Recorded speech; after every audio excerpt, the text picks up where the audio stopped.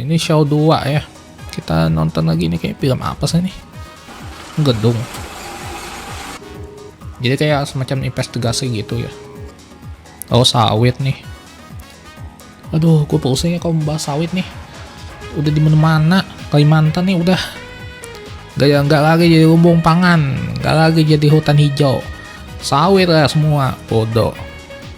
Nggak ada. Lu mau cari hutan di mana? Lu naik ke hulu sana. Itu pun kalau udah dikonversi orang, udah. Siapa bilang Kalimantan itu paru-paru dunia? Ya benar, Kalimantan itu paru-paru dunia, tapi paru-parunya sekarat. Bodoh lah.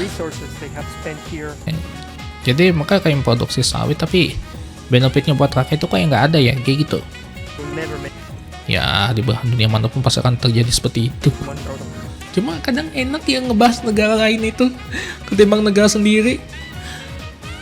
Makanya nih rata-rata netizen kita nih pada ngebahas Donald Trump, gak berani ngebahas pilkada. Gue nggak tahu nih, sumpah gue butuh kamus hidup nih. Ini makanya nih, ini video kayak gini harus di breakdown setidaknya lebih dari satu orang. Pokoknya orang yang juga paham bahasa Inggris. Kalau kayak gue mah apa gitu.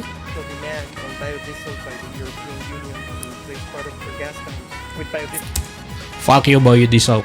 Salah satu alasannya manusia itu gitu loh, ekspansi. Kita butuh energi terbarukan ya kan. Energi terbarukan, oke, kita semua butuh energi terbarukan. Tapi lu lihat juga sikonnya anjir. Kalau kayak PLTA atau tenaga air atau tenaga angin atau kayak tenaga matahari itu masih masuk akal. Tapi kalau biodiesel itu kan dari minyak sawit itu kan butuh sumber daya ya yang sangat gede. Bayangkan mungkin berapa liter minyak ini kan lo bisa dapat berapa juta kubik kan. Tapi tergantung lahan sawitnya. Kalau lahan sawitnya gede ya potensi untuk mendapatkan minyak sawit lebih banyak ya gitu. Semakin luas lahan sawit itu ya lo bakal bisa memproduksi lebih banyak kayak gitu. Maksud hati untuk membuat energi yang terbarukan ya, untuk menggantikan minyak bumi yang semakin hari juga sumber daya alamnya itu semakin cepat habis gitu. Ya mau diganti dengan yang kayak gini anjir. Gila, manusia macam apa yang punya pemikiran seperti itu gitu loh. Bikin energi terbarukan tapi dengan mengorbankan hutan sebagai penghasil oksigen. Lu gila loh. Ya salah satu komoditi lokal kayak gitu. Kayak kakao kayak gitu ya. Jadi dijemur selama 3 atau 4 hari ya, tergantung cuacanya ya. Jadi kita akan pecahin itu buahnya ya. Nah bijinya itu yang diambil gitu. Muy variada, o sea, una gran producción. También hay una producción durante todo el año. Itu harusnya food estate. Lo jangan cuma tanam sawit atau padi doang gitu. Kan food estate. Ya tanam yang lain kayak kopi, teh, apa lagi? Tanam buah-buahan gitu. Food estate juga itu harusnya ya. Sudah ada lahannya. Lu ngapain konversi hutan lindung? Biarkan aja hutan jadi hutan kayak gitu. Ini idenya bagus loh, gagasannya. Dokumenter tadi tuh kayak ceritain tentang budidaya kakao gitu sebagai pengganti dari tanaman sawit yang justru makan banyak tempat, biodiesel dan segala macamnya itu butuh resource yang besar, juga butuh lahan yang besar. Dalam artian ya harus ngobanin hutan dan segala macam isinya kayak gitu. Oke, ini video apa sih? Kopi tak sekedar aroma dan sensasi. Oh, Harapkan keberkahan ada ya ritualnya dari kayak gitu. dewa, sehingga panen kopi bisa melimpah. Awak keberkahan ya, mengharap keberkahan. Di positif. Jadi kayak ada satu tempat gitu, dia mengadakan suatu ritual gitu, ritual menanam kopi ya. Gue sih taunya apa ya, daerah Makassar, Sulawesi itu kan kayak tanah Toraja ya kan. Tapi gue kagak tahu kalau ada upacara-upacara kayak gini. Ini unik loh. Memang ya rata-rata ada beberapa film dokumenter yang dia kagak pakai narasi sama sekali. Dia hanya mendeskripsikan seperti apa kehidupan orang-orang di situ gitu, menceritakan gimana mereka, kehidupan mereka gitu. Oh ini ya biji kopi. Tanaman kopi yang dibudidayakan secara intensif sudah bisa berbuah pada umur 2,5 hingga 3 tahun untuk jenis Robusta dan 3 Buset. sampai 4 tahun untuk Arabica. Robusta Arabica, damn it, gila 2-3 tahun dong, lama banget. Pantesan harga kopi mahal. Kemarin kan kita sudah bahas tuh tentang kakao atau coklat ya. Sekarang udah bahas kopi lagi. Anjir. Emang sih daerah pegunungan memang cocok. Dusun Kondo Desa Mengkuat dan kopi titip semilir angin menggetarkan rasa. Bahasanya anjir, puitis banget. Nah, gak taunya pasti anak senja nih. Sumpah, habis ini gue pengen kesana deh. Gue pengen ngerasain kopi mereka ini kayak gimana. Emang beda sih kopi yang dijual di toko-toko sama kopi tradisi kayak gini. Sebelum dikonsumsi akan diambil. Kopi adalah simbol sosialisasi, kebersamaan, dan pergaulan masyarakat. Betul Dua, sekali. sebagai minuman adat dan tradisi. Gue jadi pengen loh kesana. Atau minimal mungkin mesan di toko online. Kehidupan menumbuhkan kopi, dan kopi memberikan kehidupan. Dari setiap seduhan kopi, ada makna Gila kehidupan filosofinya. yang siap, bahwa pahitnya kehidupan bukanlah untuk dicerna, tapi untuk dinikmati dalam kesabaran dan cinta. Betul sekali. Itulah kenapa ya, para pecinta alam ya kan, orang yang suka naik gunung itu minumannya sama semua, kopi bang, gitu. Kopi itu adalah simbol kehidupan di mana ya lo bisa merasakan manis dan pahitnya hidup gitu.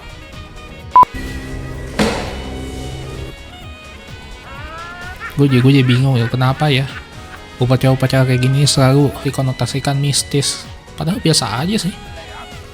Untung gue pakai headset, bener loh. Kalau kalian sering main game ya kayak Dread Out atau Pamali itu kan, gue heran gitu kenapa ya hal-hal tradisional itu selalu dikonotasikan sebagai sesuatu yang mistis. Kemudian dipercaya masyarakat sebagai asal mula ilmu biak. Oh, ini ya. Riak sama riak sama ya? Lanjutkan pelajari pengetahuan tentang riak ya. Tapi jangan gunakan itu by killing innocent people. Sepertinya riak ini kayak kau di Jawa itu sebutannya santet. Ya seperti itu. Riak itu, tolong koreksi kalau gue salah ya. Jadi riak itu kayak ilmu hitam yang digunakan oleh orang-orang tertentu itu untuk ngebunuh atau memberikan wabah penyakit pada seseorang, seperti itu. Itu setahu gue ya. Mungkin kalau ada yang lebih paham tentang hal ini, gue nggak kaget itu kalau hal-hal kayak gini ini masih ada gitu. Apa sih ngerinya gitu, riak itu tuh apa gitu.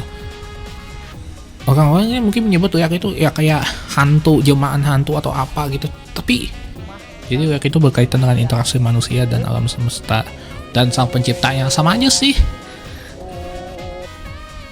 Ya menurut gue ya yang namanya kebudayaan itu kan ini lagi-lagi gitu stereotip orang zaman sekarang menganggap sesuatu yang tradisional seperti ini adalah sebagai hal-hal yang menakutkan, hal-hal yang mistis, hal-hal yang what the hell is, kenapa gitu. Gue gak ngerti. Malah justru kepercayaan dari luar ya yang dijadikan unggulan. Lu bisa lihat itu media-media zaman sekarang itu. Kepercayaan-kepercayaan tradisional dianggap sebagai sesuatu yang disamakan dengan penyembahan berhala, ya kan, mendoakan Tuhan dan segala macam itu. Tapi kenyataan yang lu lihat nggak demikian anjir.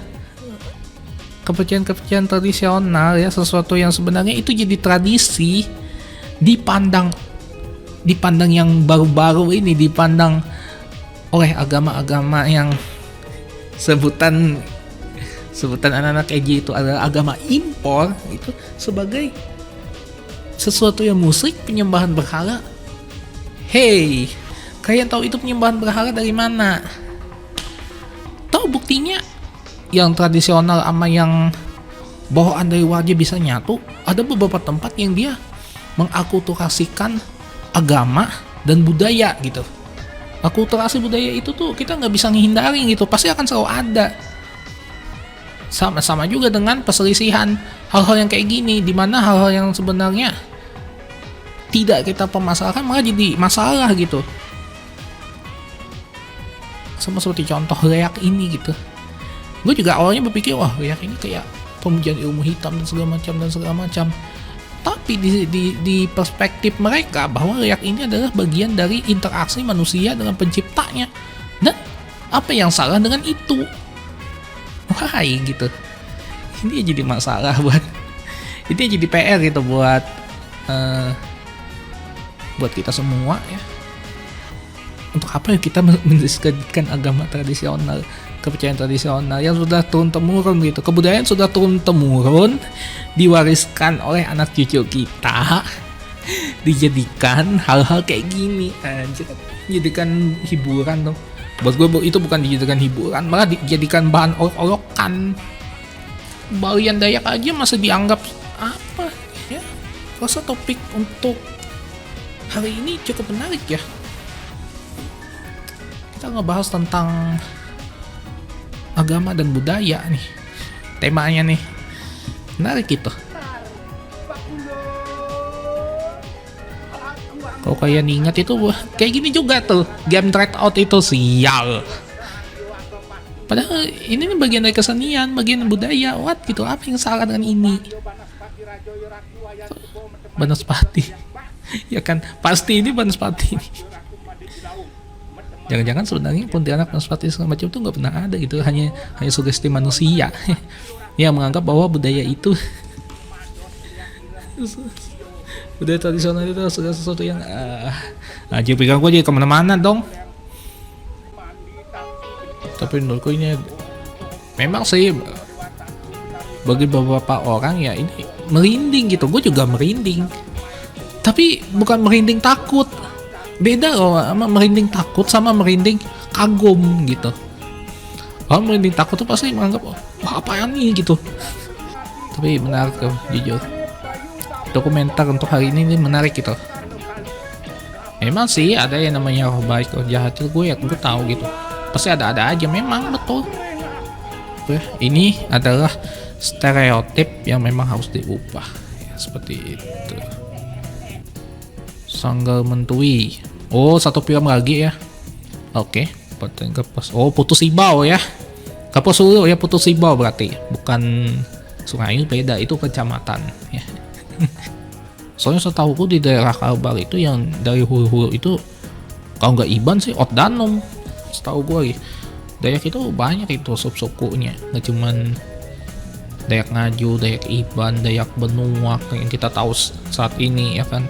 Dayak ini nggak bisa dibilang sebagai suku lagi, bangsa udah.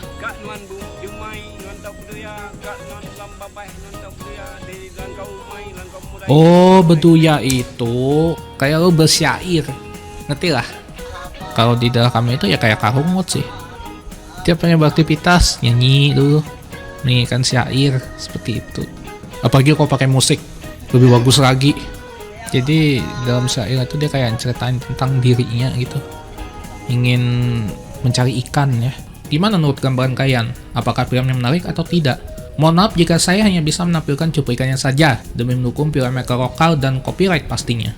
Support mereka dengan menonton video aslinya kalau ada di YouTube, atau support Runway Room sebagai penggagas atau inisiator terselenggaranya KFF 2020. Oke, sekian dulu, daripada kepanjangan ntar diomelin. Bye!